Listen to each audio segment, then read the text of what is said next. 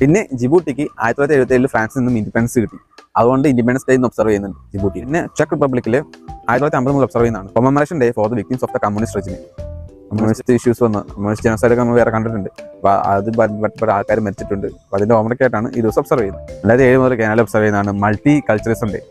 Multi cultures, കാനഡയിൽ multi കൾച്ചറിസം ഉണ്ടെന്നാണ് പറയപ്പെടുന്നത്. പിന്നെ ഈ വർഷം ഈ ദിവസം ഒബ്സർവ് ചെയ്യുന്നത്, അതായത് last Thursday of June observe ചെയ്യുന്ന 2 ഒബ്സർവൻസസ് ഉണ്ട്. അതൊന്ന് national hand shake day, compliments. Last Thursday of June observe ചെയ്യുന്ന മറ്റൊരു ഒബ്സർവൻസ് ആണ് നാഷണൽ ബോംബ് പോപ്പ് ഡേ. അതൊരു 3 കളറിലുള്ള നീല, വെള്ള, ചുമപ്പല്ല കളർ, അങ്ങനെ 3 കളറിലുള്ള ഒരു പോപ്സിക്കിളാണ്. കുൽഫി മോഡലിൽ ഇരിക്കുന്ന 3 കളർ കുൽഫി, ഒരു ടൈപ്പ് ഓഫ് കുൽഫി.